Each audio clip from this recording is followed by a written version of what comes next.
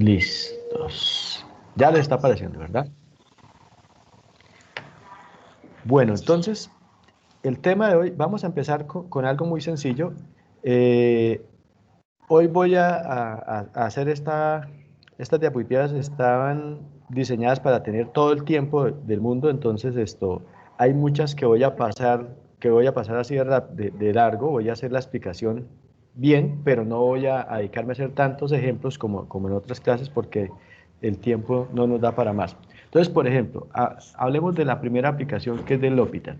L'Hopital lo que busca es brindar una alternativa bastante sencilla para evaluar límites que presentan una indeterminación del tipo 0 sobre 0 o del tipo infinito sobre infinito. La primera indeterminación para la cual está desarrollada el L'Hopital es para la indeterminación de tipo 0 sobre 0. Lo que pasa es que uno, mediante una pequeña transformación, puede convertir otra indeterminación de tipo infinito sobre infinito, la puede convertir a 0 sobre 0. Esto se puede convertir en esto. Pero no necesitamos hacer esa conversión.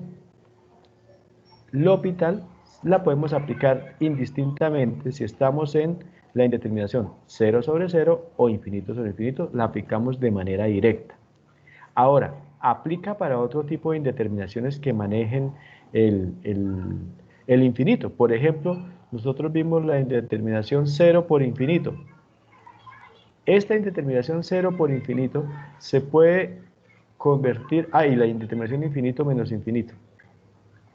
Este tipo de indeterminaciones de entrada, así como están, no se les puede aplicar L'Hopital.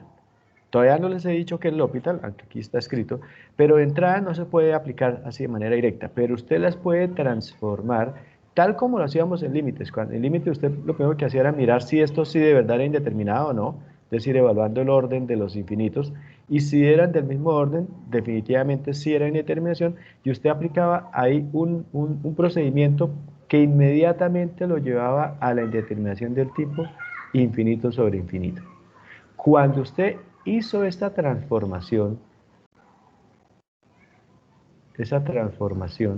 y ya tiene su límite en una indeterminación de tipo infinito sobre infinito, ahora sí aplico L'Hopital.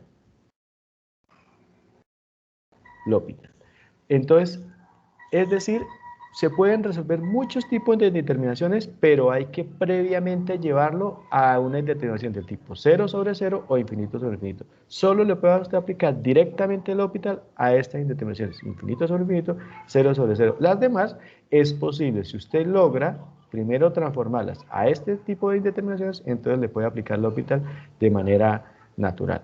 ¿Listo? Entonces, eso es clave. Ahora vamos a qué es L'Hopital en realidad. Pues es muy sencillo, vean. Tengo el límite y de entrada me dio indeterminado, 0 sobre 0 o infinito sobre infinito. Entonces, ¿qué hago? Mantengo el límite, eso no lo cambio para nada. Mantengo el límite cuando x tiende a a, donde perfectamente puede ser infinito, ¿no? A es cualquier cosa, puede ser un número finito o puede ser infinito. Mantengo ese límite, pero ahora lo que voy a hacer es que voy a evaluar las derivadas de las funciones originales. Es decir, inicialmente era el límite de f de x, ahora voy a evaluar ese límite de f' de x, o sea, derivo. Y antes era el límite sobre g de x acá en el denominador, y ahora lo que voy a hacer es primero hallar la derivada de g de x. Y cuando usted ya tiene la derivada de f y la derivada de g, vuelve y aplica el límite. Y muy probablemente ahí ya le dé un valor. Si no le da un valor y le vuelve a dar una indeterminación de tipo 0 sobre 0 o de tipo infinito sobre infinito, vuelve a repetir el proceso. Es decir, vuelve a aplicar L'Hopital las veces que sean necesarias. Ese es el procedimiento. Entonces, ¿qué es? Básicamente es derivar arriba y abajo. ¿Por qué digo que arriba y abajo? Porque si tengo este tipo de indeterminaciones, pues necesariamente es porque tengo una expresión racional, donde hay un numerador y un denominador. Entonces, ya revisé, ya hice el reemplazo y ya sé que me cayó en 0 sobre 0 o en infinito sobre infinito. Entonces automáticamente derivo arriba, derivo abajo y vuelvo y tomo el límite. ¿Cuál es el error que se suele cometer muy a priori? Es ver que el límite acá sea 0 sobre 0 y entonces aplicar el límite a la derivada de esta expresión completa. Es decir, confundir acá y usted decir, por ejemplo, esto es el límite cuando x tiende a de la derivada de f de x sobre g de x. O sea, derivar esto. Porque aquí el procedimiento es diferente. Usted acá tendría que derivar la primera, multiplicar por la segunda sin derivar, menos la derivada de la segunda por la primera sin derivar y todo. Bueno, es decir, aplicar la regla de la derivada para un cociente. Entonces, esto no es. Este es un error común y ese no lo lleva a la respuesta. Usted lo que tiene que hacer es derivar arriba, derivar abajo, y a esta nueva expresión volver a tomar el límite. Otro error común es no tomar el límite. Sencillamente derivo arriba, derivo abajo y me da una expresión algebraica y no aplico ningún límite. No, el límite hay que volverlo a aplicar. ¿Listo? Eso es L'Hopital. Con esto hasta el momento, ¿alguna pregunta? Pues preguntando, pero creo que las caí en el trabajo. Bueno, todavía tiene más de 8 días para arreglarlas. Entonces acá tenemos básicamente lo que acabamos ahí de explicar, ya sea para 0 sobre 0 o para infinito sobre infinito. Noten que acá, mientras acá tiende a A, pues al tender a A, esto no me va a dar infinito sobre infinito, me dará 0 sobre 0 para poder decir que es una indeterminación. Pero cuando estoy con límites al infinito, pues también al resolver esto, es posible que me quede infinito sobre infinito. El caso es que me va a llevar a un L, o que es un número finito, que va a ser el valor del límite. Y lo que les decía, podemos aplicarlo para otro tipo de indeterminaciones. Miren, entonces, acá un primer ejemplo. Tengo el límite, cuando x tiende a 2, tengo esta expresión algebraica. Lo primero que hago, como siempre lo decía ya en límites, cuando estamos viendo límites, tener fe, y tener fe es hacer el reemplazo. Usted reemplaza. Acá 2 al cuadrado, esto le da 4 por este lado. Por acá le da 4, por aquí le da 2. Entonces vamos en 4 menos 2 y otra vez menos 2. Acá entonces le dio 0. Y abajo le va a quedar 4 por 3, 12, más 3 por 2, 6, 18, menos este 18, de nuevo 0 sobre 0. Entonces ya sabemos que está indeterminado. ¿Usted acá qué hacía? Si estábamos antes de ver L'Hopital, pues les decía, factorice arriba, factorice abajo, busque términos comunes que se puedan cancelar y vuelva a evaluar el límite. Ese es el camino normalito.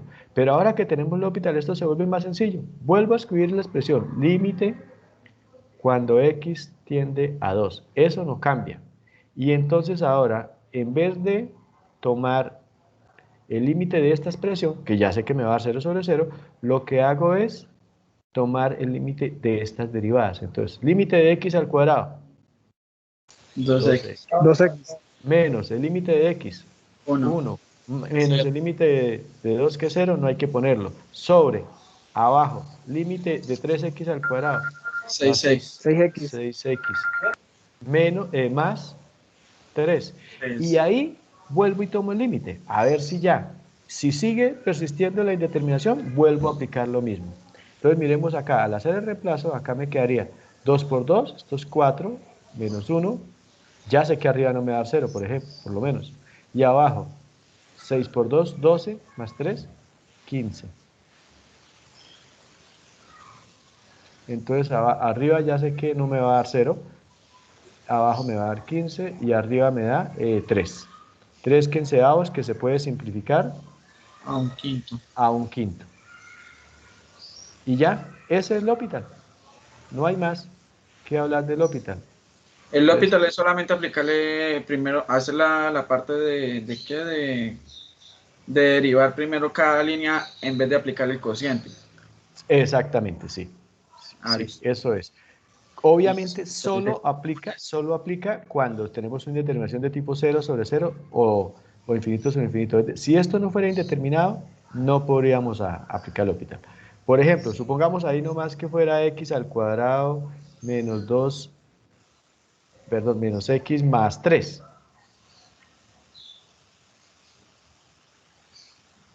Menos x más 3 sobre, abajo dejemos lo mismo, 3x al cuadrado más 3x menos 18 y sigamos con el límite cuando x tiende a 2. A esto yo no puedo entrar a cualquier expresión que vea de esta manera inmediatamente aplicarle el L'Hopital. Volver a decir que esto es 2x menos 1 sobre... La derivada haría exactamente lo mismo. O sea, ni la voy a hacer. Ya sé que al aplicar esta derivada también me va a dar un quinto. Esto me da un quinto. Porque la derivada, acá el único término que cambió fue este 2 por este 3. Sin embargo, esto está mal, porque en este caso esto no es indeterminado. Cuando usted haga el reemplazo, le va a quedar arriba, le va a quedar 4 menos 2 más 3. O sea, en este caso, menos 2, esto da 4 menos 2 da 2, 5. más 3 da 5, y abajo le va a dar, Cero. no, sí, porque el término de abajo no lo cambié. Cero. Y el límite, y esto en términos de límites es igual a ¿qué? A 5 infinito. sobre cero a infinito. ¿Ven que es diferente? Entonces solamente usted le puede aplicar L'Hopital cuando está indeterminado. Esto que acabo de hacer es otro error típico, porque L'Hopital es tan cómodo, sobre todo que indica que son estas funciones polinómicas. Uno dice, son L'Hopital o factorización es lo mismo, pero si estoy en una función trigonométrica, por ejemplo, aplicar L'Hopital me soluciona el problema casi que instantáneo versus el otro camino que fue el que vimos el corte pasado. Pero siempre hay que verificar que se esté frente a una indeterminación de este estilo, cero sobre cero o infinito sobre infinito. De lo contrario, no aplica. ¿Preguntas? No, señor. Profe, Miren, ahí cuando dio infinito, esa es la respuesta, ¿cierto? sí señor, sí. Ahí era límites, ya ahí no aplicaba el L'Hopital, sencillamente ya le daba infinito y listo. ¿Esa sería la derivada como tal? ¿O No, el no hay? límite. El límite.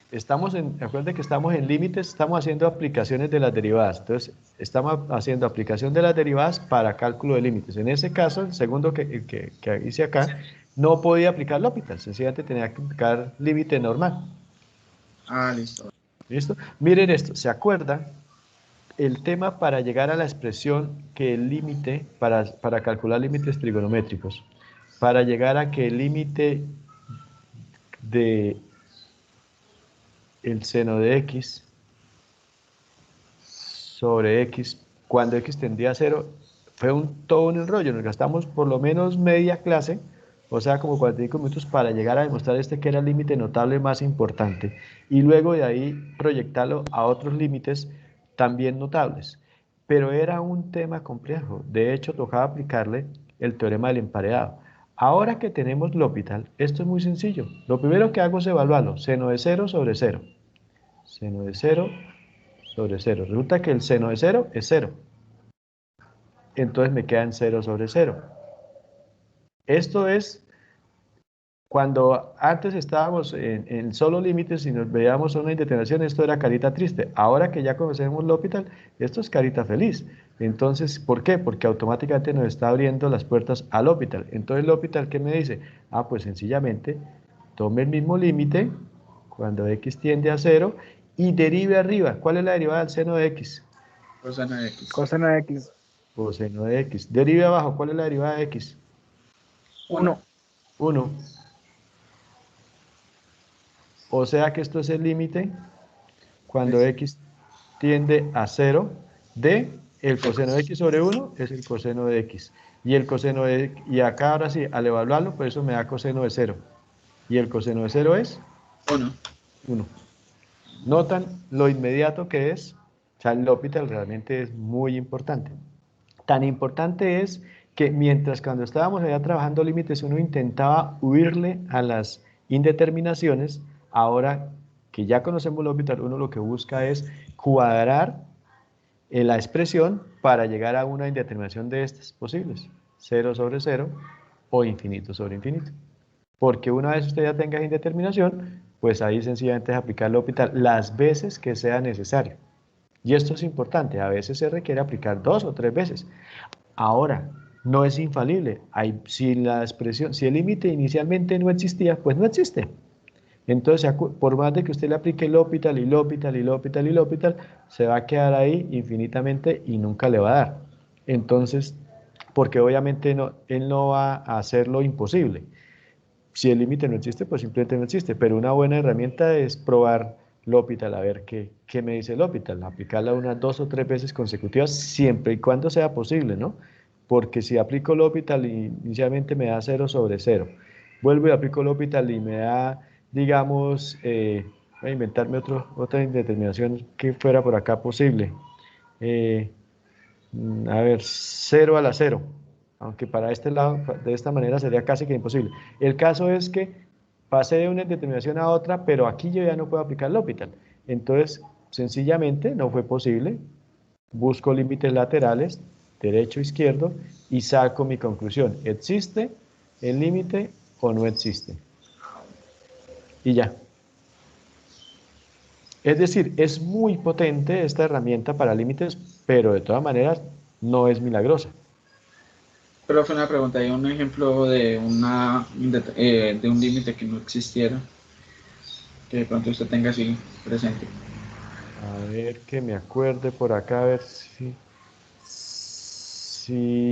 ¿Por qué no revisan por ahí en la guía ustedes y me lo regalan ahorita para no salir de modo presentación? Porque recuerden que hoy vamos contra el tiempo y si me quedo solo en el hospital, pues no avanzamos. Pero no es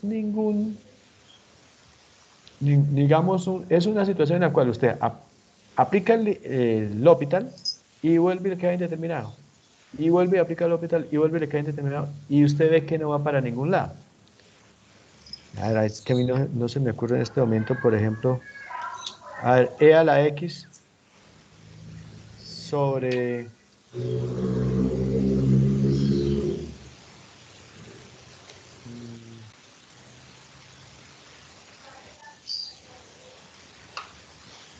sobre x cuando x tiende a infinito.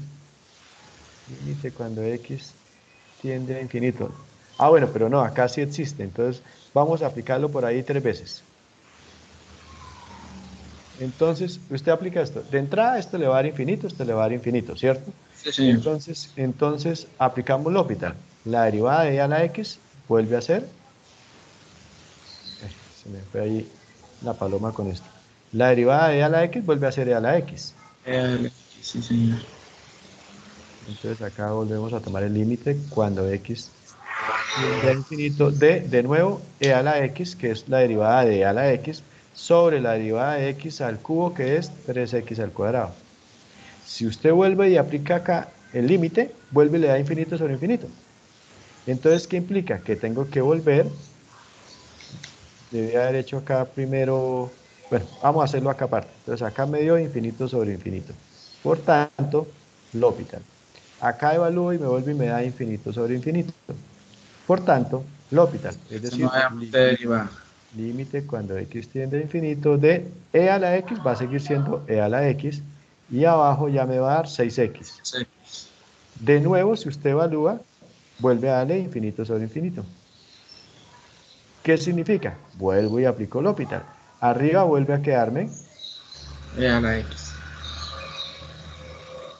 e a la x y abajo ya me queda 6 6. Al evaluarlo acá me da infinito sobre 6. sobre 6, lo cual da Infinito. infinito. Entonces, ese es un caso en el que, por ejemplo, me dio eh, la oportunidad de aplicar L'Hopital varias veces e ir mirando a ver si eso tiende a algo. Lógico, en este caso usted se va dando cuenta que esto sí tiende a algo porque mientras el numerador no tiende hacia ningún lado, se va a quedar ahí todo el tiempo, el denominador sí está disminuyendo. Entonces usted cuando va por acá usted dice, pero ¿será que vale la pena seguir dándole a esto? Sí, porque vea, pasó de al cubo, al cuadrado, a la 1, a la 0, va a llegar a algún lado. pero usted se diera cuenta que esto no va para ningún lado. Por ejemplo, ¿qué sería que esto no fuera para ningún lado? Que acá abajo fuera, por ejemplo, sobre e a la 2x. Entonces, este sigue siendo e a la x y este va a ser 2x E a la por e a la 2x. Y al volver a derivar, todo el tiempo se va a mantener ese e a la x tanto arriba como abajo, que no se van a poder cancelar, y terminaría infinitamente dando esas indeterminaciones. Por tanto, ahí ya el camino sería los límites laterales. Salirse del, digamos, de ese ciclo del L'Hopital y entrar a mirar lo que son los límites laterales para ver si de verdad existe ese límite o no. ¿Listos? vale. Bueno. Esto lo voy a dejar ahí solito, esto ya es parte de la primera explicación. Está primer ejemplo para 0 sobre 0, segundo ejemplo para infinito sobre infinito, la misma aplicación. Y ahora para el otro tipo de indeterminaciones, recordar que por ejemplo esta indeterminación 0 por infinito se puede transformar a la indeterminación de tipo infinito sobre infinito. ¿Sí? Acá ya me queda de esta manera. Y una vez la tengo de la forma infinito sobre infinito, ahí se aplicó el L'Hopital. Derivada del logaritmo natural de x, que es 1 sobre x, sobre la derivada de 1 sobre x, que es menos 1 sobre x al cuadrado, y vuelvo y tomo el límite a ver qué pasa. Y en este caso, ahí llega. Entonces, obviamente, pues ustedes tienen que, cuando terminen la clase, les comparto estas diapositivas para que miren bien este paso a paso, pero digamos que ahí no hay absolutamente nada nuevo. ¿Sí? Es la forma como expresamos, como convertimos esta expresión x logaritmo natural de x, que va a ser esta indeterminación, ¿cómo logro convertirla a la expresión, a la indeterminación de tipo infinito sobre infinito? ¿Listo? Acá está la estrategia. Si yo quiero convertir esta indeterminación en infinito sobre infinito, aplico este procedimiento. Lo que hago es transformar el 0 de esta manera, 1 sobre lo que había. Pero si yo lo que quiero es transformarla al tipo 0 sobre 0, pues dejo el 0, que ya está, el término que me deja 0, que me daba 0, lo dejo quietico y transformo la que me está dando infinito de la forma 1 sobre infinito. Es decir, si yo tengo 1 sobre infinito, ¿qué es lo que tengo en realidad? Ese 1 lo puedo expresar como 1 sobre 1. 1 sobre infinito, me queda 1 por infinito infinito, sobre 1, o sea, infinito. Esto es cuando tengo la expresión 0 por infinito y yo quiero que me quede 0 por 0. Entonces, ¿qué hago? En la que me daba 0 la dejo quietica. Y la que me está dando infinito le aplico esto. Y entonces, ¿qué me queda en ese momento? Me quedaría perdón, la que me daba, apliqué fue esta. La que me daba infinito, la dejo quietica y la que me daba 0, que era esta, la convierto y me queda ahora infinito. Entonces me queda infinito por infinito. Listo, es básicamente esta estrategia. Tener en cuenta esto, pero esto digamos que lo aplicamos en límites. Acá no hay nada nuevo respecto a lo que vimos en límites. Lo único es, hasta acá no hay nada nuevo. Y lo nuevo, que es cuando ya le da infinito sobre infinito o 0 sobre 0, ya lo tenemos claro, que es derivar arriba y abajo. Pero deriva arriba y abajo cuando ya transformó el límite. ¿Listo? Eso es lo único que hay acá para hablar sobre el L'Hopital. ¿Listos? Eso es el L'Hopital, entonces. Muy útil, muy importante y muy fácil. ¿Alguna pregunta sobre el L'Hopital? No por el momento. No, señor. Bueno, entonces, los ejercicios que están allá en la guía, en los que son de aplicación del L'Hopital, que de hecho son poquitos, es algo como esto. O sea, es algo muy inmediato, usted termina resolviendo eso en cuestión de minutos. Ahora vamos a entrar a un terreno de aplicación que es el que nos va a llevar a conocer el tema de máximos y mínimos. Entonces, primero vamos a hablar de lo que son los extremos en un intervalo. Entonces, nos interesa conocer si tengo un intervalo, obviamente tengo una función dentro de ese intervalo, pues hay varias cosas que nos llamaría la atención, que sería bueno conocer. Lo primero es esto, ¿será que la función tiene un valor máximo en ese intervalo? ¿Será que ¿hay algún valor mínimo de la función en ese intervalo? ¿En qué parte es creciente esa función dentro de ese intervalo? ¿O dónde es decreciente? Entonces son cositas que son solo funciones. Esto esto que acaba de salir ahí es netamente interrogantes con respecto a una función. Lo que pasa es que la derivada nos permite, nos da herramientas ¿para qué? Para resolver este tipo de dudas. Regáleme un segundito, me salgo acá a modo presentación, que creo que me quedó de esta presentación un temita, del anterior cuando copié creo que me quedó un temita importante para pasar, para ver. Regáleme ahí un segundito. Y reviso acá. A ver si sí lo tengo en esta y no me toca proyectarle la otra. No. A cambiarle la presentación. Ya vuelvo a esta, pero es que hay un temita que sí es importante. De hecho, creo que hay una aplicación de límites ahí en lo que les envié. La clase pasada nos dedicamos a derivación implícita, ¿cierto? Y derivadas de orden superior.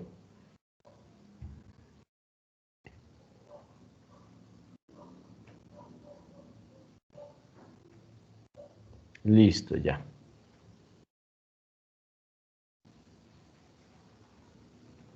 Lo último que vimos la clase pasada era sobre derivadas de orden superior, que llegábamos a lo que era la derivada de la función, la enésima derivada de una función.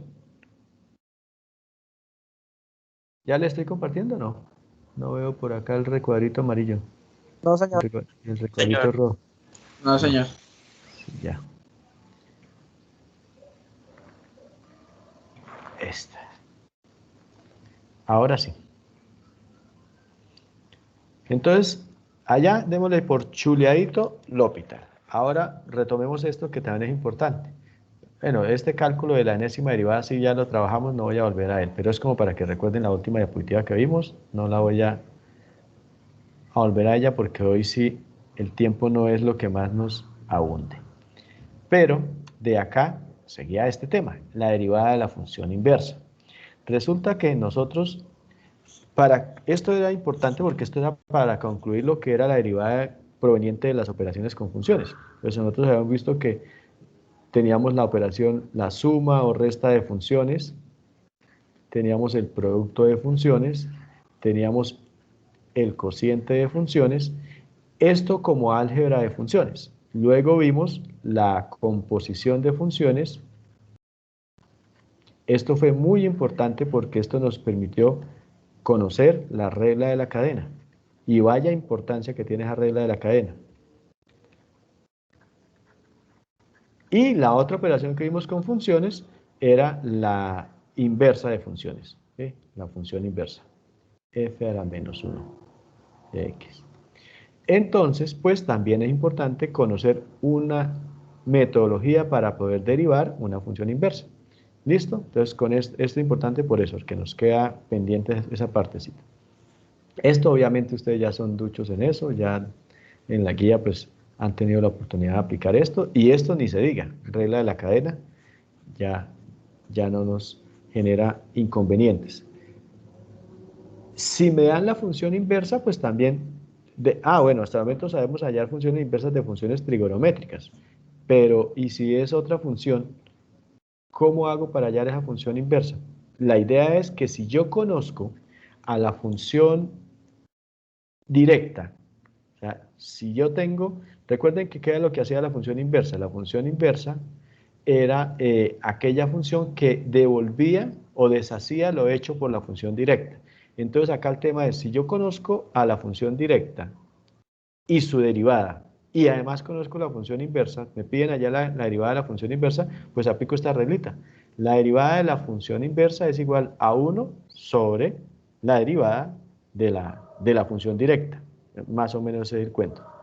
Recordar que esto viene de esta propiedad. Resulta que nosotros cuando hallábamos función inversa, aplicábamos 4 pasos y el quinto paso era comprobar si la función que obteníamos si era la inversa o no. Entonces digamos que nos daban la función f de x, y teníamos que ir a hallar la función inversa. Aplicábamos los pasos que vimos, aquí apliqué fue derivada, escribí fue la notación derivada, para llegar a lo que era la notación, la función inversa, f a la menos 1 de x.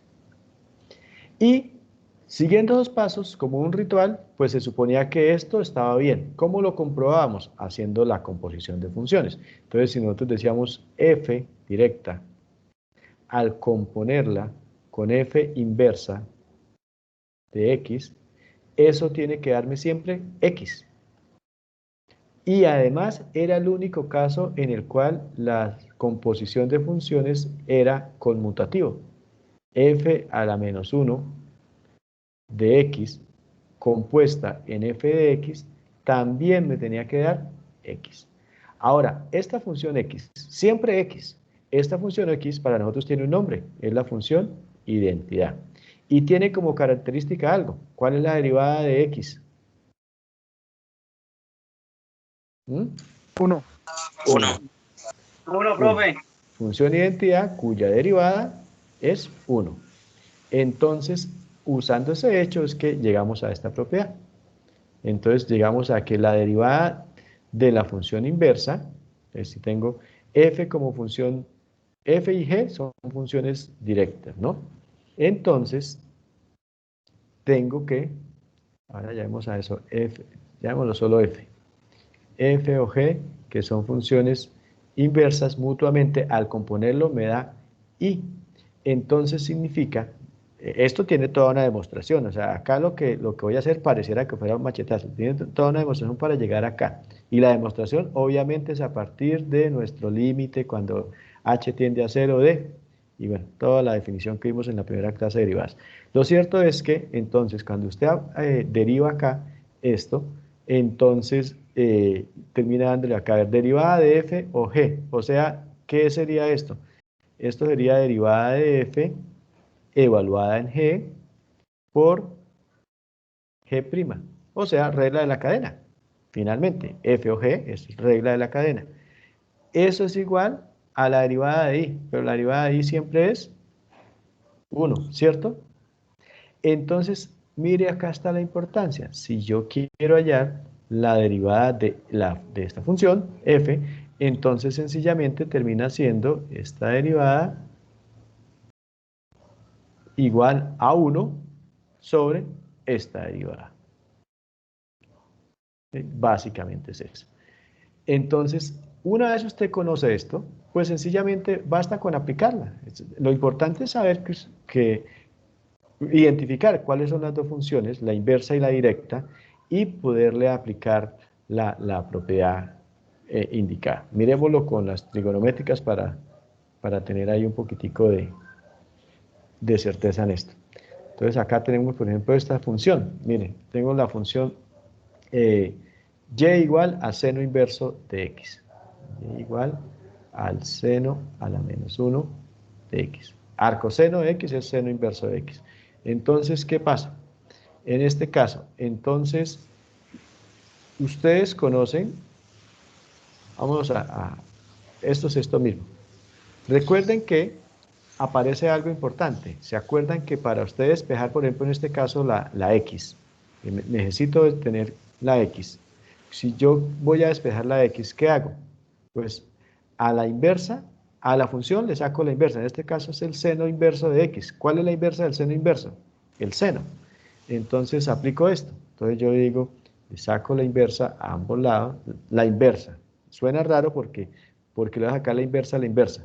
La inversa de la inversa es la función original. Entonces yo digo, la inversa del seno de x es del seno inverso de x es el seno de x. Entonces tengo el seno de, y también lo hago acá, el seno de, en este caso, de y, es igual al seno de lo que hay acá, del seno inverso de x. Ahora, ¿qué me queda acá? Acá me queda seno de y. Y acá, ¿qué me queda? Seno del seno inverso de x me da x. Entonces ya tengo despejadita la x. Eso es importante. Entonces con eso ya tengo ahí. la Profe, función, ¿sí? es que esa duda sí la he tenido desde que estoy haciendo el taller. ¿Qué significa arcoseno? Esto, seno inverso. Ah, o sea, ¿Seno arco significa inverso. inverso? En funciones trigonométricas, arco significa inverso. Entonces usted ve arcoseno, Arco coseno y arco tangente. ajá, arcoseno, entonces seno inverso, seno a la menos 1. Arco coseno, entonces coseno inverso. Arco tangente, entonces tangente inversa. Y así sucesivamente con las otras tres. ¿Listo? Eso es una notación. ¿Por qué se utiliza esta notación? Porque es que arco hace referencia a ángulo y justo las funciones trigonométricas inversas son las que permiten el cálculo de ángulos. Pero es solo una notación, pero sí es importante tenerlo presente. Ah, vale, profe, gracias. ¿Listos? Bueno, una vez tengo acá, aquí la clave es que usted ya Profe, tiene, ¿sí, señor? o sea, lo que estamos diciendo es que vamos a hallar la derivada de arcocoseno, Sí, sí, señor, sí. O sea, por este procedimiento, porque ustedes ya la conocen, ¿se acuerdan? De las tablas de derivadas, nosotros sabemos que la derivada del por seno la cantidad. a la menos 1 de x es igual a 1 sobre la raíz cuadrada de 1 menos x al cuadrado, ¿sí? Vamos a llegar a esto, pero a partir de este procedimiento. Es como para probar esta propiedad, pero obviamente porque la idea es esto, saber que funciona, verla funcionando, pero no le aplicaría uno esto a la función seno sabiendo que ya la tienen acá, a la función seno inverso, digo. Listo, entonces miren hasta el momento. Me dieron la función y igual a seno inverso de x, al seno inverso de x, y ahora ya tengo despejada la x. X es igual al seno de y, que fue lo que acabé de hacer acá. ¿Qué es esto mismo que está acá? Ya tengo despejada la x. Si yo ya tengo despejada la x, entonces, por un lado, ¿qué aplico? Esta propiedad. Eh, La derivada de y va a ser igual a 1 sobre la derivada de x porque son inversas, ¿no? Entonces, ahora, ¿quién es y y quién es x? Pues yo ya tengo x, pues hagamos la derivada de x. Si x es el seno de y, pues entonces la derivada de x va a ser igual a la derivada del seno de y, que es el coseno de y. Ya tengo x', el coseno de y. Entonces, hasta el momento que digo que y' es igual a 1 sobre x', pero es que x' es el coseno de y. Y ahora, hasta ahí uno podría dejarlo clarito, dejarlo así.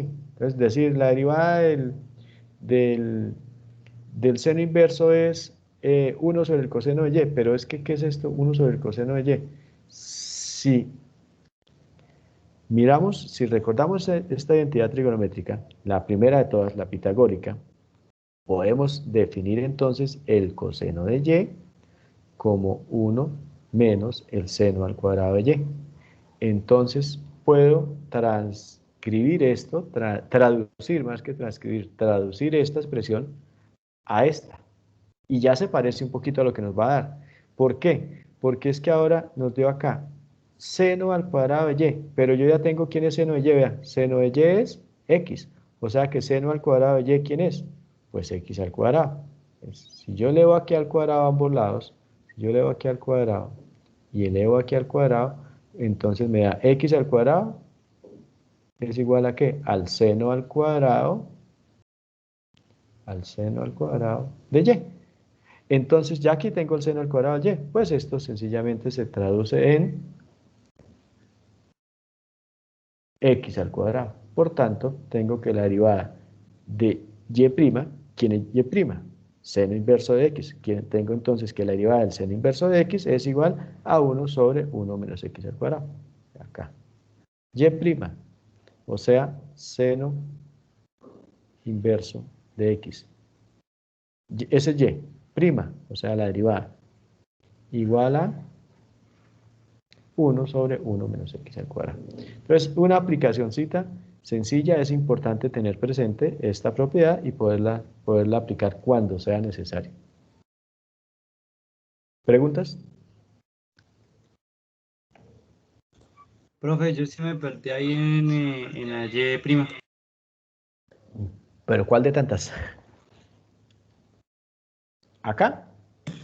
Profe, sí, o sea, por ejemplo, o sea, nosotros estábamos ahí, dijimos que, y entonces la deriva, despejando X, entonces me quedaba Sí. que X es seno de Y, ¿sí? Y que X, sí, la derivada de X es la derivada de seno de Y, que es igual al coseno de Y. sí, Y perfecto. ahí no entiendo por qué pasamos, o por qué usted pone abajo, donde dice la derivada de Y es 1 sobre la derivada de X, abajo. Sí, esta partecita. Ajá, exacto. Entonces ahí no entiendo por qué, o sea, cómo de ahí se pasó otra vez a buscar el despeje de la Y. No entiendo por qué. Listo. Aquí, hasta el momento acá, usted lo que está listando los términos para aplicar esta propiedad. Acá, esta derivada de y, o sea, del seno inverso de x, es igual a 1 sobre x. Es decir, pongámoslo en términos más al español, menos simbólico. ¿Quién es y? Y es, lo definimos, nos lo dieron acá, seno inverso de x. Seno inverso de x. Pero necesito hallar su derivada. Su derivada es igual a 1 sobre x. ¿Pero quién es x? El seno inverso de y. Perdón, el seno inverso de y no, el seno de y. Su derivada. Esto que está acá es justo la propiedad que me permite evaluar la derivada de una función inversa cuando conozco la derivada de la función directa. ¿Ustedes conocen la derivada del seno de y? Claro, de hecho ya la hallaron acá. Seno de y es coseno de y. Entonces, esa es la propiedad y justo esa es la magia de esta propiedad. O sea, esto que acaba de encerrar es justo esto. Me piden esta derivada, no la conozco, pero conozco esta derivada qué relación hay entre esta y esta. Que esta es inversa de esta o esta es inversa de esta, porque funciona en ambos lados. O sea, si esta es inversa de esta es porque esta es inversa de esta. Esas dos funciones que son inversas, si f es inversa de g, entonces g es la inversa de f. Ahí no hay pierde. Entonces, esa es la propiedad y esa es la magia de la propiedad. Bueno, ya ahorré, acá había escrito cómo llegábamos a esta propiedad, pero una vez llegamos a esa propiedad, eso es lo que se busca. Entonces, por eso acá arranco, después de que ya tengo listo lo que necesito. ¿Qué necesito conocer? Necesito conocer la derivada del seno de y. Entonces, yo no tenía seno de y, vea, mirón fue seno inverso de x. Para obtener el seno de y, tuve que hacer este despeje. Y una vez tengo ese despeje, pues hallo la derivada y listo, ya está. Hasta acá, esto pareciera que ya lo podría uno dejar ahí. Lo que pasa es que hasta acá, la aplicación de esta propiedad, tal como está acá, uno la puede dejar acá. Lo que pasa es que ahora, como estamos en funciones trigonométricas, si esto no fuera una función trigonométrica, usted ya la deja ahí y listo. Esto podría ser, por ejemplo, una función logarítmica, cuya inversa es una función exponencial. Entonces ya la dejaría uno ahí, perfecto. Acá el paso adicional que dimos es que como estamos en función trigonométrica, entonces nos fuimos a la identidad trigonométrica que me permitía expresar el coseno de x o el coseno de y en términos de x, en términos de seno, perdón. Y entonces nos daba esto, 1 menos el seno al cuadrado de y, pero eso es solo la aplicación de esta identidad. ¿Y para qué me servía? Pues tengo el seno al cuadrado de y resulta que usted ya sabe quién es el seno de y. El seno de y es x, pues el seno al cuadrado de y es x al cuadrado. Y eureka, apliqué y me quedó lo que veníamos trabajando. Digamos que eso es lo único novedoso. ¿Ya le quedó un poquitico más claro? Sí, profe, algo así, sí, señor. Profe, una pregunta. Bueno, Sí. ahí usted prácticamente nos hizo uno de los ejercicios del taller, pero entonces en el ejercicio nos dice que es f de x es igual a arco de seno de raíz de x. Entonces, llegado ahí a 1 sobre 1 menos raíz de 1 menos x a la 2, a lo último, eso Ujú. lo multiplico por el valor de x, que sería en este caso la raíz de x, que sería 1 sobre 2 raíz, la derivada de raíz de x, que diga. Espere, esto, regálame de nuevo, y Es es el igual a, y f es de x igual es igual a al arco de seno, seno ¿sí? De la de, raíz de x. de x. Sí, señor. Listo, entonces hace el mismo despeje, entonces va a decir acá que el seno de y va a ser igual a ¿quién? A la raíz de x, ¿sí? Sí, señor. Entonces usted va a necesitar x. ¿Qué significa que es x? Pues x va a ser igual al seno al cuadrado de y. Entonces tiene acá x igual al seno al cuadrado de y. Por tanto, x' va a ser, en ese caso será 2 seno de y por el coseno de y, ¿no? Porque ahí aplica la ley, la, la, ahí aplica la, ¿qué? La regla de la cadena. Entonces, de nuevo, llegaría hasta acá. Seno de y igual a la raíz de x. Por tanto, seno al cuadrado de y es igual X. a x. Deriva x, entonces x' va a ser igual a ¿quién? A 2 seno de y por, ahí estoy aplicando regla de la cadena, 2 seno de y por la derivada de la función interna que es seno de y, o sea, por coseno de y. ¿Listo? Ya tiene x', entonces viene acá. 1 sobre y' igual a 1 sobre x', es decir, 1 sobre 2 seno de y coseno de y. Ahí lo podría dejar.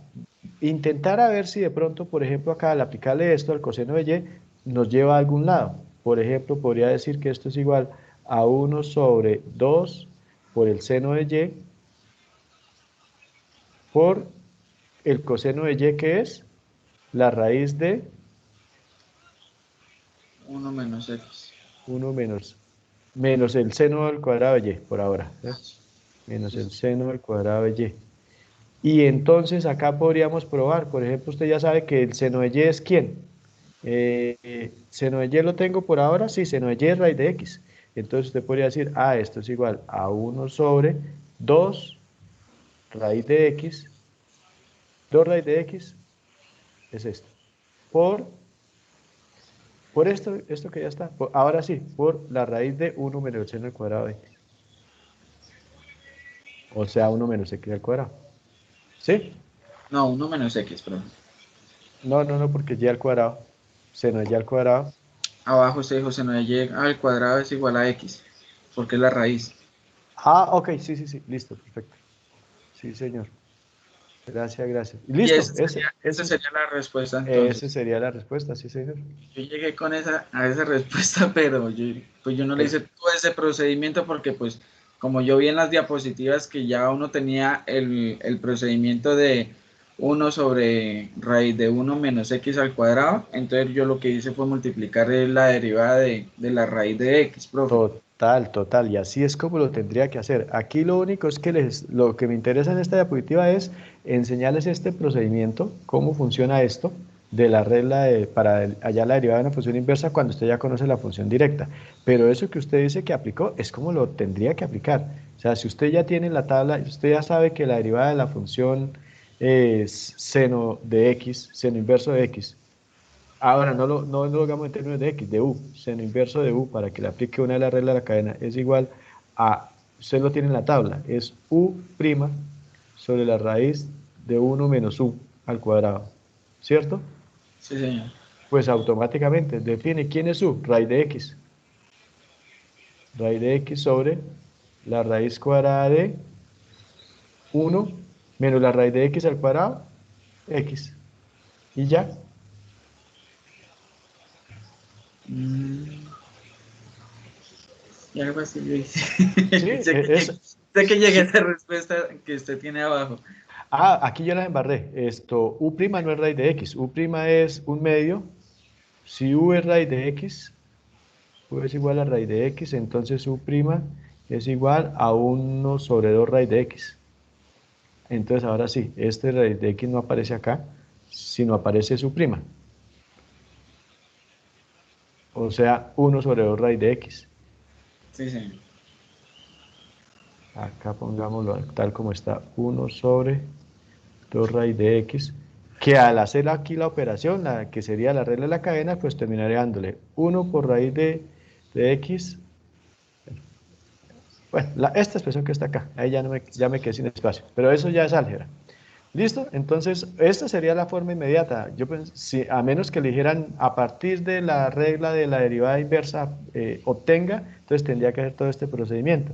Que yo le dijera, por ejemplo, en el enunciado del parcial, parte del procedimiento para hallar la derivada de la raíz seno de inverso de x de raíz de x es. Entonces yo no le voy a dar la respuesta, sino le voy a dar algo como esto, parece, algo como esta, en la otra con una raíz acá en vez de negativa, positiva, etcétera. O sea, que usted sepa cómo se aplica, por si tiene que aplicarla, pero de entrada esto es la forma inmediata.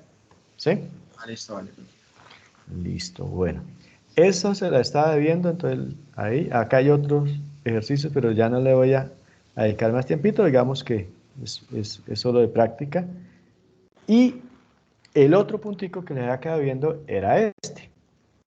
Y es que nosotros vimos la derivada de la función potencial, vimos la derivada de la función exponencial, vimos derivada de función logarítmica, bueno, de muchas funciones trascendentes, pero no vimos esta que es bastante importante y que termina encontrándose de forma bastante común, que es lo que llamamos la función potencial exponencial. Acá U representa una función, o sea, esto dicho de otra manera es como si tuviera f de x elevado a la g de x. Entonces, ¿cómo hallo una derivada de ese para una función de ese estilo? Cuando estuvimos en límites también la trabajamos cómo hallar el límite de una expresión de estas. Entonces ahora para derivadas lo mismo.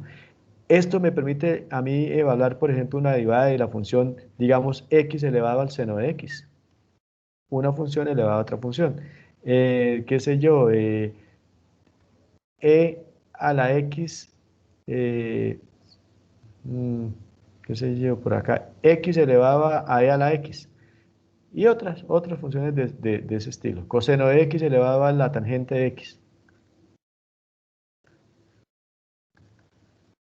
Entonces, ¿cómo derivar ese tipo de funciones? Entonces, hay un procedimiento, uno lógico, que le permite recordarlo, y uno que es más mnemotécnico para recordarlo. Acá lo primero es este. El mnemotécnico es aplicar esto como si fuera, yo les decía en la clase pasada, a hacerse el de la vista gorda. Voy a hacerme el de la vista gorda inicialmente y voy a olvidarme del hecho que esto es una función, perdón, que B es una función, y entonces lo aplico como si fuera sencillamente función potencial. Entonces, si esto fuera un número, perdón, una variable elevada a un número, entonces recuerden que aquí sencillamente aplico esta propiedad. Esto sería B por U, eso sí me quedó ahí la U y la B muy parecidos. Si B es un número, yo ya sé que no es un número, pero si hago de cuenta que es un número, entonces la derivada de esto sería sencillamente a ese número multiplicado por U a ese número menos 1. Esta es la derivada de la función potencial. Aquí está. Esto es la derivada de la función potencial.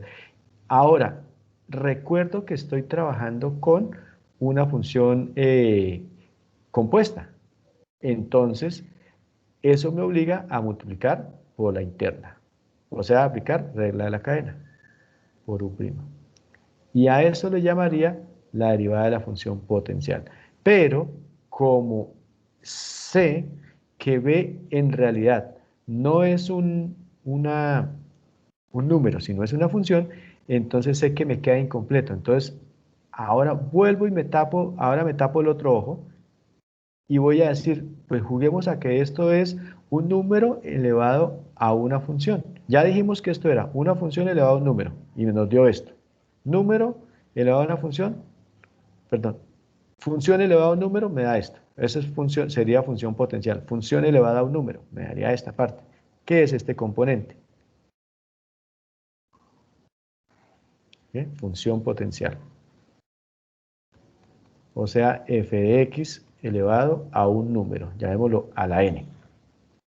Ahora, la otra parte es si asumo que este es un número y esta es una función, o sea, estaríamos frente a la función exponencial. O sea, un número que ya voy a llamar n elevado a una función. Esta la vimos, la sabemos resolver. De ahí fue donde encontramos la derivada de e a la x.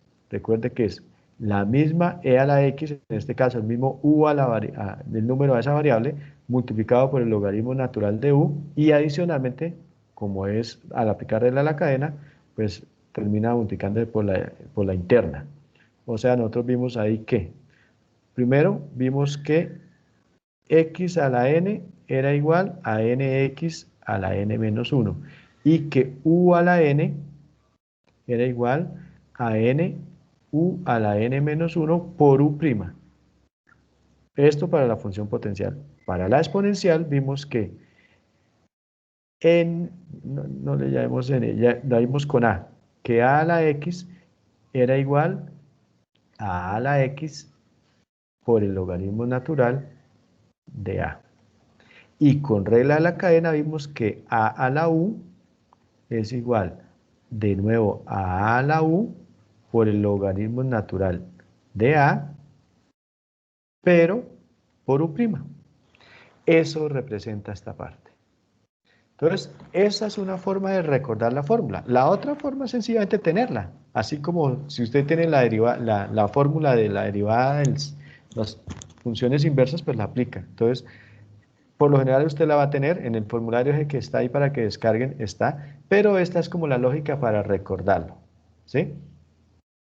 Ahora que ya que tenemos esa forma de recordarlo, pues vamos a aplicársela a una funcióncita.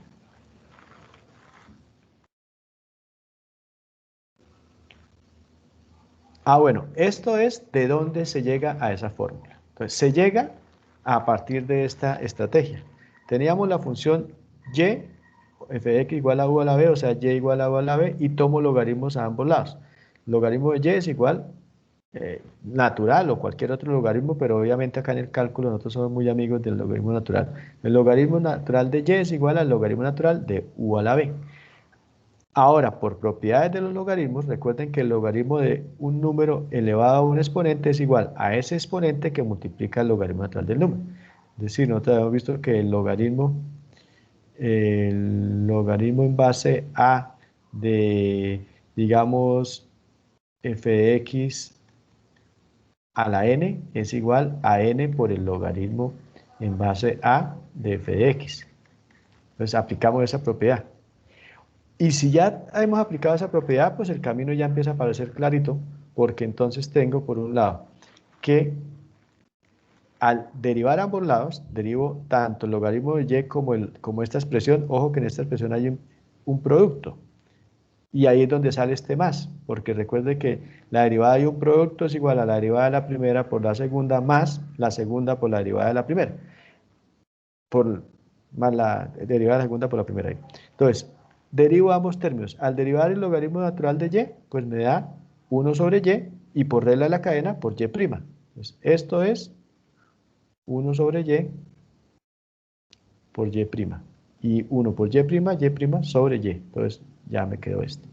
Y al derivar este término, pues me queda derivada de b por la función, por la segunda función sin derivar,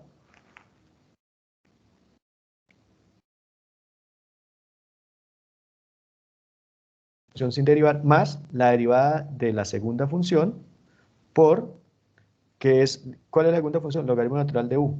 La derivada del logaritmo natural de u, pues es 1 sobre u por u'. Esta es la derivada de la segunda función por la primera sin derivar. Y ahora, cuando ya tengo eso, pues sencillamente, ¿ves? Ya lo que viene es álgebra.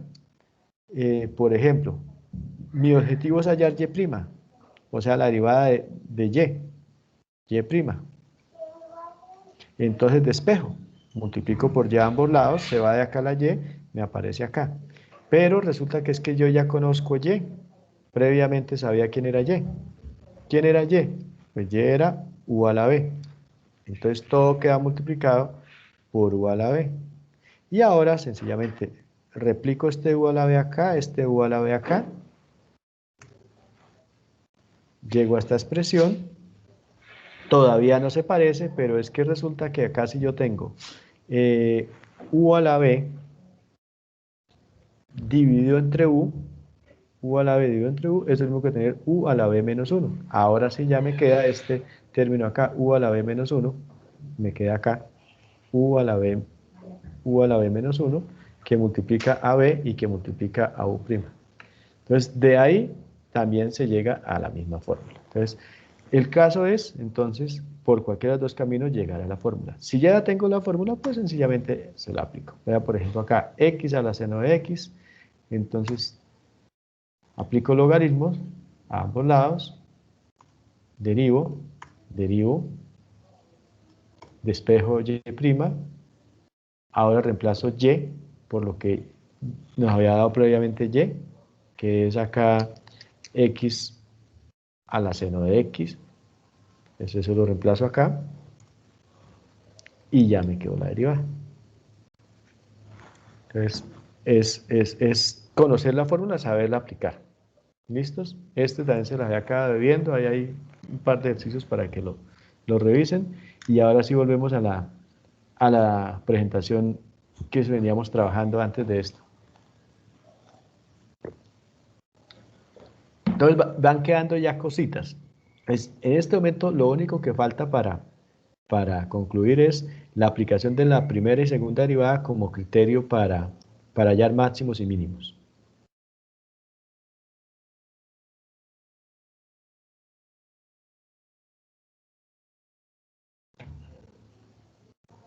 Vamos a... Uy, ¿cómo estamos de tiempo? Ya nos quedan sino 15 minuticos. Algo alcanzamos a hacer.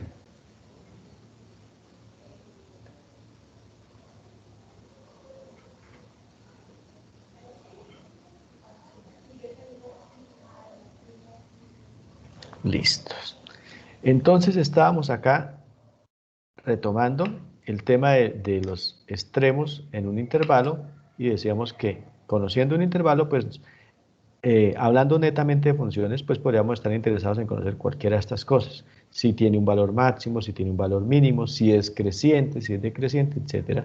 Y que el tema es que la derivada nos permite hallar eso, nos permite determinar eso.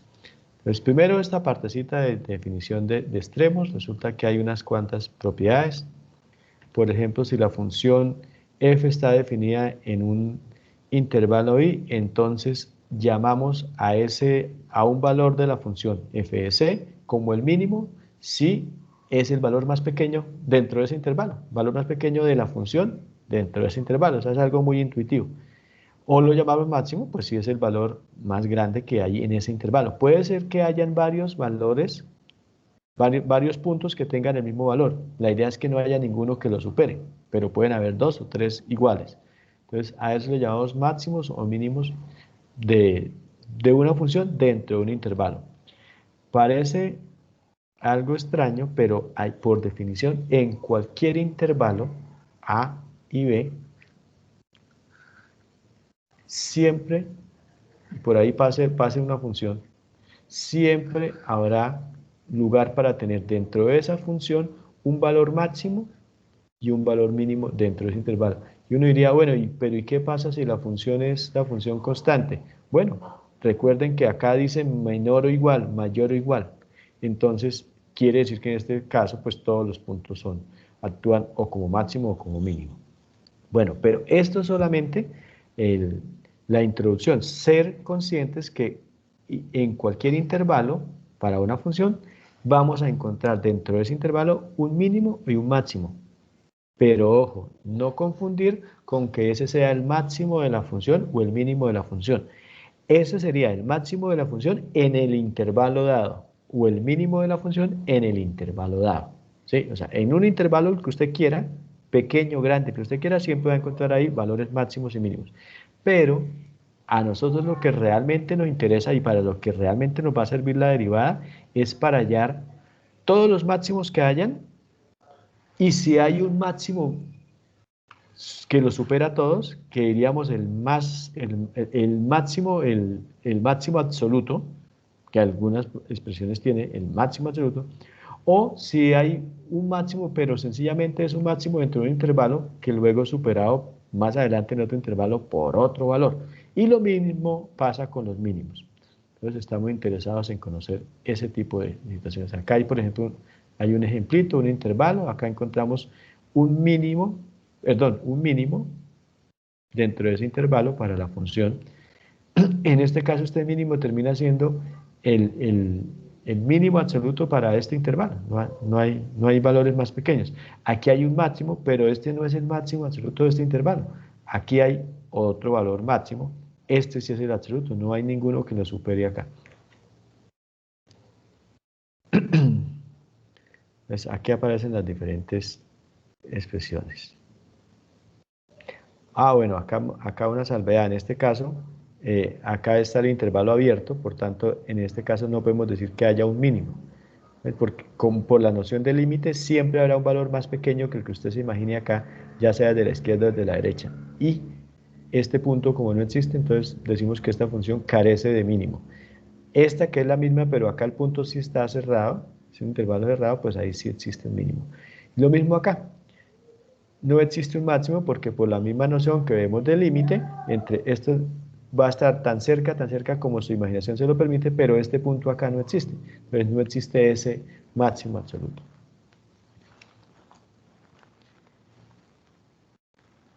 Bueno, vamos a hablar de, esto lo voy a pasar porque acá todavía no vamos a lo que es la aplicación de la derivada como tal. Es teoría sobre funciones y quiero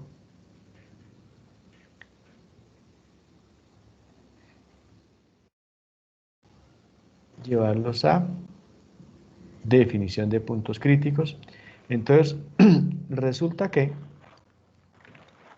si nosotros recordamos el tema de la derivada de una función, así por acá está la gráfica, no, el tema de la derivada de una función, pues recuerden, miremoslo acá con esta función. Si recuerdan esa primera clase, la derivada de una función mide la pendiente de la recta tangente, o sea que, por ejemplo, en este punto, por acá estaría, es que me queda muy difícil acá graficar. Lo cierto es que acá vamos a tener rectas que todas tienen pendientes positivas. En este intervalo decimos que esta función es creciente y eso lo sabemos por criterios de la primera derivada porque estas pendientes, o sea, estas derivadas son positivas al evaluarlo en cada uno de estos puntos. Y ahora acá empieza a bajar, o sea que empiezan a tener pendientes negativas. Eso nos lleva a concluir que la función en este intervalo es decreciente, pero pasa algo supremamente importante. Para ir de creciente a decreciente, pues tendrá que en algún momento pasar por la derivada cero. A esos puntos donde la derivada es cero se le llaman puntos singulares. Punto singular. Y hay otros casos donde no existe la derivada, cuando usted va a evaluarlo, no existe la derivada, pero que también ocurre ese cambio. Ve, acá lo mismo, esta función acá es creciente, muy creciente, pareciera que fuera para el infinito. Y acá es decreciente, decreciente, decreciente. Y en este punto, si usted va a evaluar la derivada, en ese punto le da indeterminado. ¿Por qué? Pues porque, por ejemplo, le da que la derivada es 2 sobre c. Y en 2 sobre x, perdón. Acá. 2 sobre x menos c. Entonces, justo cuando llega al punto c, pues esto se hace 0 y entonces esa derivada no existe. Es el hecho de que no exista, esto también lo vuelve un punto importante para analizar si la función es creciente o es decreciente. Entonces, a la suma de este punto y este punto lo llamamos puntos críticos. ¿Qué es un punto crítico? Es un punto en el cual o bien la derivada no existe, está indeterminada, o bien la derivada da cero. Cuando la derivada da cero, eso es un punto crítico que adicionalmente se le conoce como un punto singular. Pero en general, ¿qué es un punto crítico? Es un punto donde la derivada o bien da cero o bien no está determinada, cualquiera de las dos cosas. Y eso me sirve como criterio para evaluar, número uno, los intervalos en los cuales la función es creciente, o número 2, también para evaluar la presencia de máximos o mínimos, porque justo acá, donde hay cambio de creciente a decreciente, pues ahí hay en este caso, un máximo, pero si fuera lo contrario, por acá, función decreciente, decreciente, decreciente, acá derivada a 0, punto singular, o sea, punto crítico, y acá derivada creciente, creciente, justo ahí hay presencia de un mínimo. Entonces, en los puntos críticos puedo encontrar, me sirve para dos cosas, para encontrar puntos máximos, puntos mínimos, y para evaluar si la función en ese intervalo es creciente o es decreciente. Básicamente es lo que nos permite esto. Y acá entonces viene el procedimiento con lo que es aplicación de la derivada.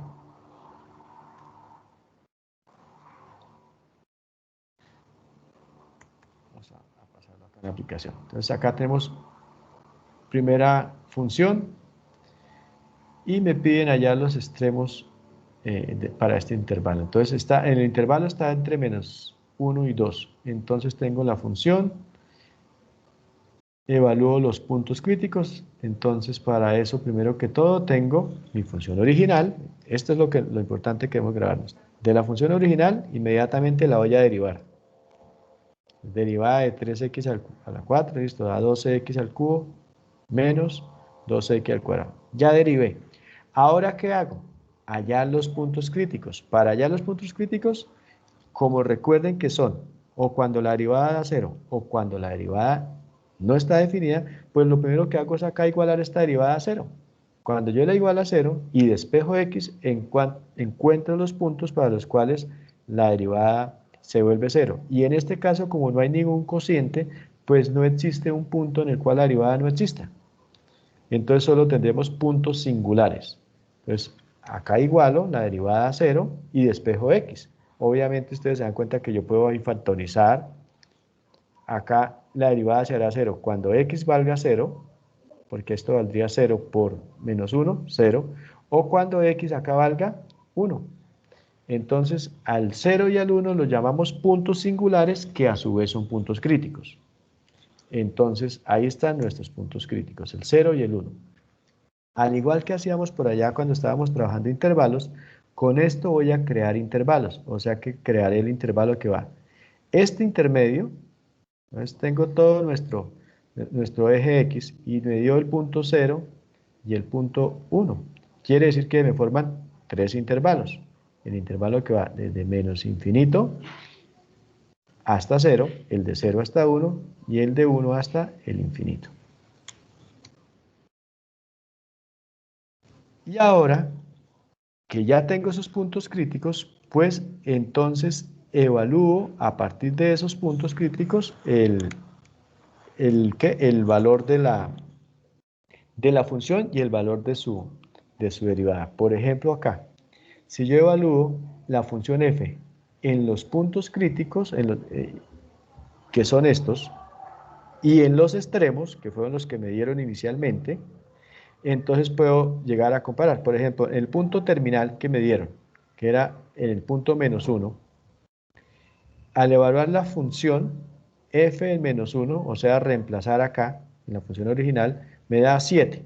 Por ahora es solo un dato, no sé nada más sobre ese número, lo evalúo.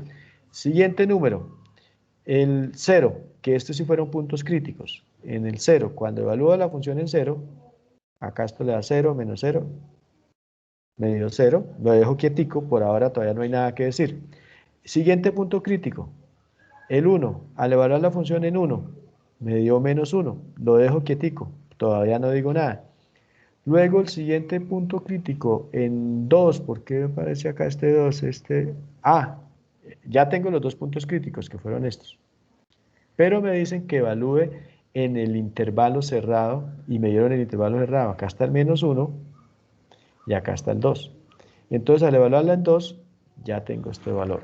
Ahora sí, comparo cuál de todos esos es el más pequeño y cuál de todos esos es el más grande. Entonces, el más pequeño es este. Por tanto, este es el mínimo de la función en el intervalo que me dieron. Y Este que es el más grande de todos, ese es el máximo de la función en ese intervalo que me dieron. Entonces, ese es el procedimiento. Evalúo los puntos, tomo la función, la derivo, encuentro los puntos críticos y reviso esos puntos críticos, los uso para evaluarlo en la función junto con los valores del intervalo que me dieron en intervalo extremo. Esto es porque me están preguntando en un intervalo. Si no me estuvieran preguntando en un intervalo, sino en términos generales, entonces haría lo que yo intenté hacer acá, que era crear estos intervalos desde menos infinito, siempre poniendo el infinito a la izquierda y a la derecha, y entonces tomando un punto de referencia acá para evaluarlo en la función. Un punto de referencia acá, en la función no, en la derivada, que es la que me indica si es creciente o es decreciente. Entonces tomo un punto acá cualquiera y lo reemplazo en la derivada y evalúo el signo. Solamente me interesa el signo, si es positivo o negativo. Lo mismo acá.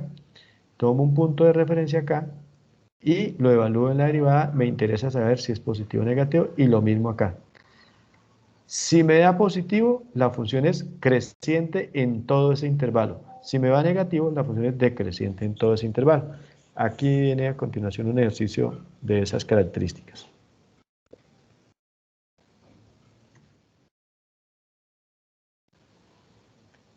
Este es igualitico en el intervalo, entonces no hay nada diferente. Misma aplicación, tengo la función, la derivo, hallo puntos críticos. Ojo que en este caso sí aparece un punto, además de los puntos singulares, aparece uno en el cual la derivada no existe, que es acá.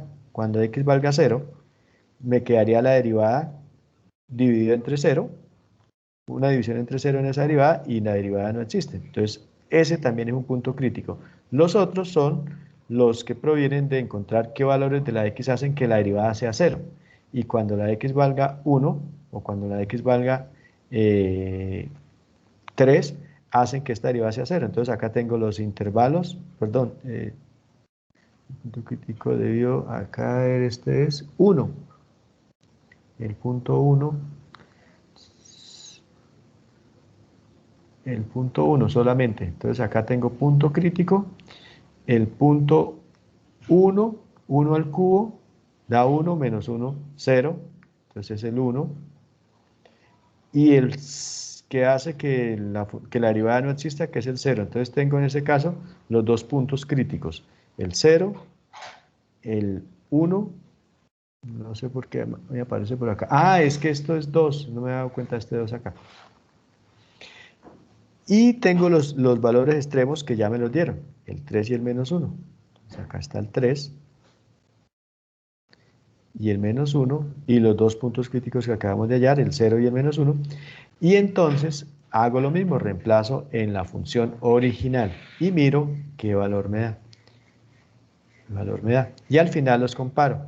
El más pequeño de todos, pues a ese lo llamo el mínimo dentro de ese intervalo y al más grande de todos, ese lo llamo el máximo dentro de ese intervalo. Entonces, recuerden, este es el procedimiento cuando me piden analizar el punto máximo, el punto mínimo de la función en un intervalo y me dan los extremos de ese intervalo.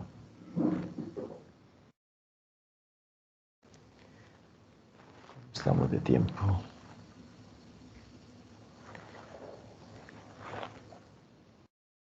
Ahora, cuando hablamos de monotonía de la función, hablamos realmente si la función es creciente o decreciente. Aquí tenemos un caso de una función creciente y acá tenemos el caso de una función decreciente.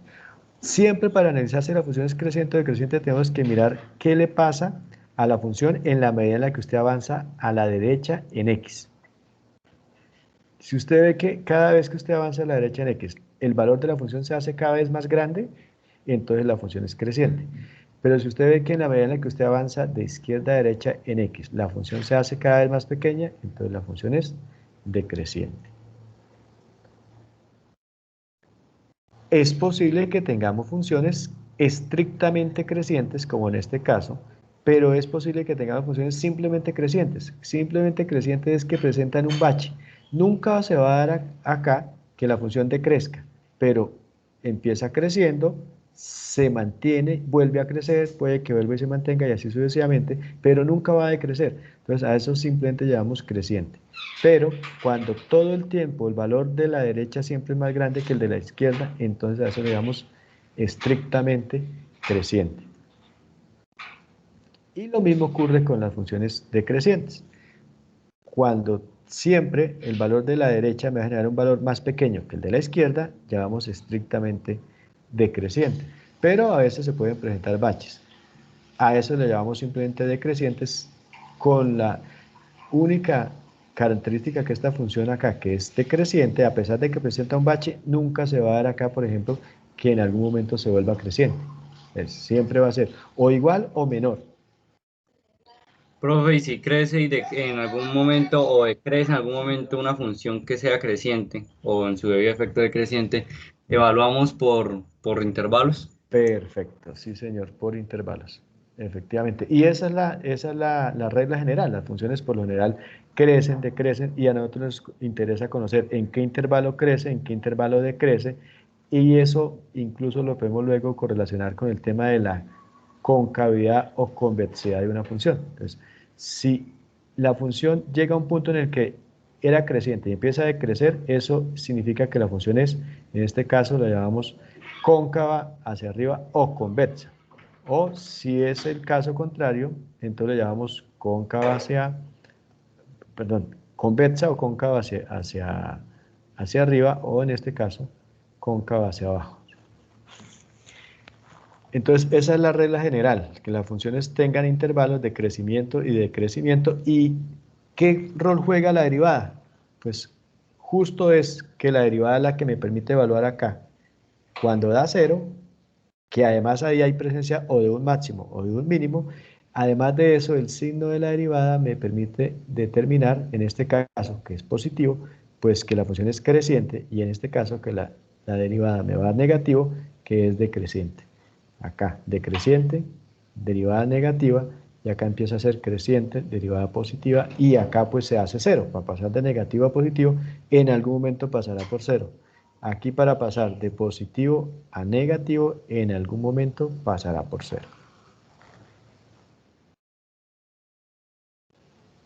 Y acá, esto es justo lo que le estaba explicando. Negativo, decreciente, acá se hace 0, punto crítico, que va a haber presencia de un máximo o de un mínimo, en este caso es un mínimo, y positivo. Es el mismo juego de la derivada. El cambio en el signo de la derivada me está indicando cambio en la monotonía de la función, ¿sí? Decreciente a decreciente. Cuando es 0, entonces me está hablando de presencia de máximos o de mínimos.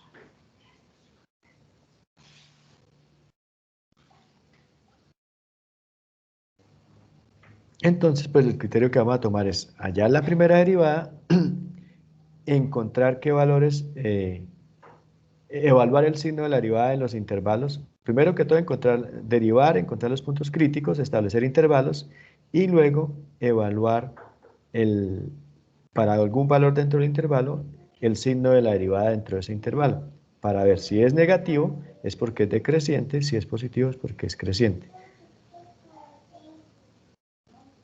Por acá con algún ejemplo. Esto es lo mismo. Entonces, acá recordarles a los puntos en los que la derivada es 0, que son puntos críticos, adicionalmente pues los llamamos singulares, y los otros puntos críticos pues son donde la derivada no existe. Miramos acá al menos un ejemplito. Esto todavía es teoría. ¿Ese tema lo volvemos a retomar la otra clase? Es que ya no hay otra clase, por eso le estaba pasando esto a que les quede grabación al menos. Recuerden que nuestro parcial es de hoy en 8 y que el lunes no hay clase.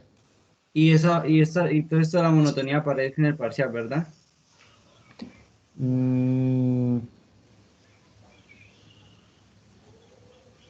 Sí, pero de manera teórica, para no complicarles con ejercicios. Ok.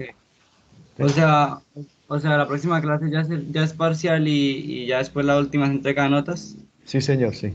O sea, el Ah, lunes no nos vemos, mejor dicho. sí, claro, el lunes es festivo, ¿verdad? Sí.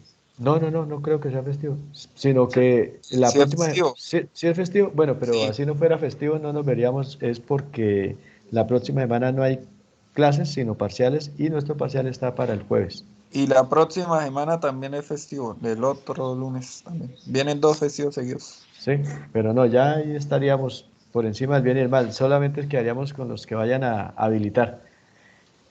Profe, entonces yo, por ejemplo, digamos, a mí me quedó una dudita de lo que acabamos de pasar en el último tema. Por ejemplo, yo listo, yo vuelvo a la grabación y leo las diapositivas que usted nos envía por WhatsApp. En cualquier caso, su merced me decía, con usted no podemos contactarnos, ¿verdad? En horas externas a la clase. Sí. Sí. Ah, Obviamente, sí, por WhatsApp cualquier inquietud así que tenga como el sí, tema antes del parcial. sí, claro que sí. Obviamente algo puntual y en horas normales, ¿no? Es Ah, 11:30 no, de la claro. noche o 5:15 de la mañana, pues no. Pero sí, claro que sí. De hecho, varias personas acá me han hecho consultas, hoy particularmente han hecho consultas, o sea, pero puntualita, es decir, la consulta no puede decir, profe, me explica este tema, pues porque eso daría una clase. Pero sí, Sí, profe, estoy claro. resolviendo este ejercicio y me quedó esta dudita, ¿me puede revisar o me puede dar alguna luz? Y con mucho gusto. Ah, listo, bro, muchas gracias. ¿Listo? Profe, Bueno, compañeros, cuando usted dice que los que recuperan son los que perdieron en general, sumando todos los cortes. sí, señor, sí. Las habilitaciones sí es cuando alguien que pierda por encima de 2. O El sea, corte en general, sí, o no, sea, perdón, el semestre. el semestre, sí, señor. La asignatura en el semestre. Ah, listo, profe. Gracias. No creo que haya ninguno así con ese caso, pero de pronto. Esa, digamos que perdió, que le quedó en 2.8, 2.9, 2.7. Entonces, eh, yo ahí en Atenas les tengo el procedimiento para habilitación, ¿no? Que ese es parecido al del supletorio. Pero no piensen en eso. Si ustedes están hasta acá en este momento es porque ven que van a superar eh, esta asignatura de la mejor manera. Así es. Gracias, profe. Bueno, compañeros, nos veremos entonces de hoy en 8 ahí. Cualquier cosita me escriben. Yo Listo. les comparto la grabación más tardecito y las diapositivas. Vale, profe, sí, Listo, sí. listo, profe. Muchas gracias. Con permiso. Muchas gracias. Buenas noches. Bueno, buena noche. Gracias, profe. Que descanse. Bueno, igualmente, hasta luego.